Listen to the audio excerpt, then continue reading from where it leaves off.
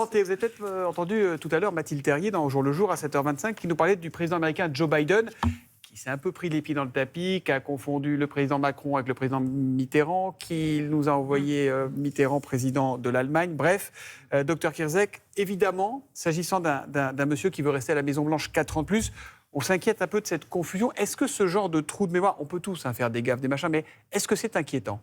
Oui, et pas question de faire diagnostic comme ça sur des séquences ou sur des images, c'est évident, mais c'est vrai que le comportement du président interroge. Il a 81 ans et il y a des signes qui pourraient quand même ressembler à un certain nombre de signes qu'on appelle de troubles neurocognitifs.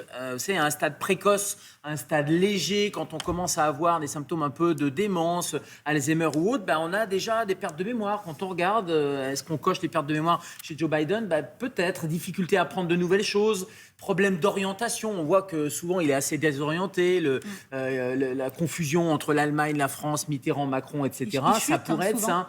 Problème léger de coordination. Ça peut tous nous arriver, ça, de se tromper. Alors, voilà. Ça peut tous nous arriver et c'est très difficile à reconnaître, mais c'est la répétition qui va faire qu'à un moment donné, on se pose la question. Donc tout ce qui est mémoire, troubles cognitifs, etc., ça peut tous arriver, notamment avec la fatigue. Il doit être très fatigué parce qu'ils ont un emploi du temps de dingue, mais quand même, à son âge, quand on combine les deux, les symptômes, l'âge et la répétition, il faut s'interroger. Alors ça, c'est sur le plan intellectuel, mais c'est vrai que, comme il le disait, on le voit souvent trébucher. Oui.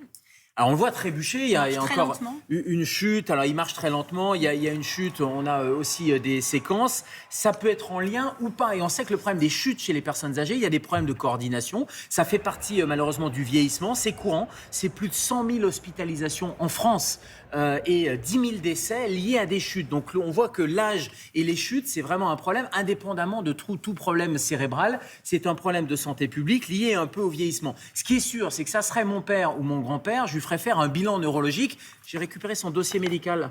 Donald Trump Physician to the President. Voilà, c'est la Maison-Blanche. Parce que son bulletin de santé, en fait, il est publié. Il y a 4 pages publiées. Je suis allé regarder évidemment en détail sur le plan neurologique s'il parlait de début de troubles cognitifs, etc. Non, par contre, ils disent il n'y a pas de sclérose en plaques, il n'y a pas de maladie de Parkinson, il n'y a pas de sclérose latérale amyotrophique, etc. Mais pas un mot sur des troubles cognitifs, etc. Et le reste est très, très détaillé. Bon, mais quand est-ce qu'on doit s'inquiéter ? Comment on fait le diagnostic ? Quand est-ce qu'on passe d'un petit trouble du genre c'est pas grave à un truc, waouh, il y a un souci. Alors, vous l'avez dit, c'est-à-dire que ça peut tous arriver d'oublier des choses. Et le premier signe, c'est quand même les pertes de mémoire. Si ces pertes de mémoire sont répétées, pertes de mémoire pour des choses de la vie courante ou la mémoire récente, c'est-à-dire qu'on n'arrive pas à fixer un peu les événements, mais on se rappelle plutôt d'événements anciens, ça peut être un premier signe. Et donc là, il faut consulter son médecin traitant dans un premier temps. Les difficultés pour accomplir des tâches ménagères, des tâches familières, des tâches toutes bêtes, on oublie. Ça, c'est un vrai signe aussi.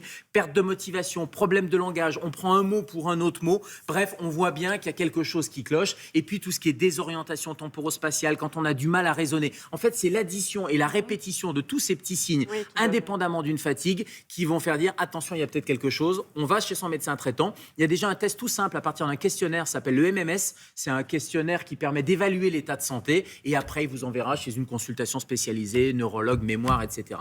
Donc, pas de conclusion il dort hâtive. jamais, il met jamais un mot à la place de l'autre. D'accord, moi, jamais.